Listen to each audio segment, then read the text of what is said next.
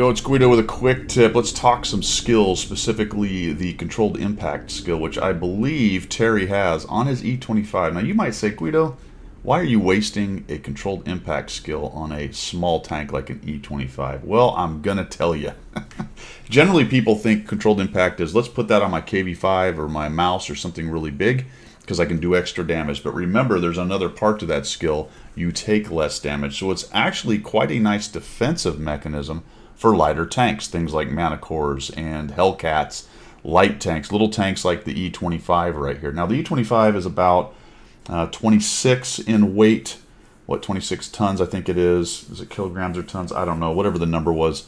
The G-Sword is heavier. He's going to ram this G-Sword here. He's going to ram two other tanks. He's going to get away with 3 rams in a little tiny E25. Now there's a bit of a problem with the E25 because the model size and the weight is not really true to life, but anyway, that's the number that its weight has. So it's in the same weight class as the MT25 that it will ram and the Super Hellcat, and it is considerably lighter than the G-Sword. Now he will lose in terms of how many hit points he gets from the G-Sword and how many he gives, but of course you can see the G-Sword is already pretty much near dead.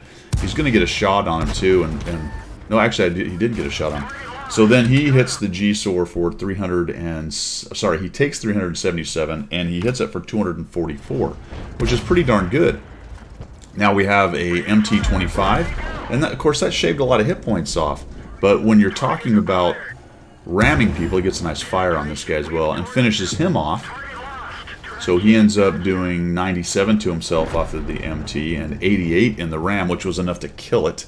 Potentially would have done more. So you're going to do more damage with that skill and take less damage. And the combo of that can be fairly considerable for a tank in this weight class. And this is a relatively light tank. He's going to soften up the Hellcat. He hits it and keeps on out. The other thing I want to talk about really quickly there in terms of ramming in the situation like this, notice he kept pushing into the Hellcat. So as he makes more and more contact, downhill is always nice right there. He's going to continue to do more damage. And you can tell he took 128, if you look down the bottom left down here. 100, am I pointing right? No, I'm not. Over here. 128 is what he took from the Hellcat, but overall the ramming damage was 377 by the time he kept ramming into the Hellcat right there. So I just want to throw that out there for that particular skill, the controlled impact skill.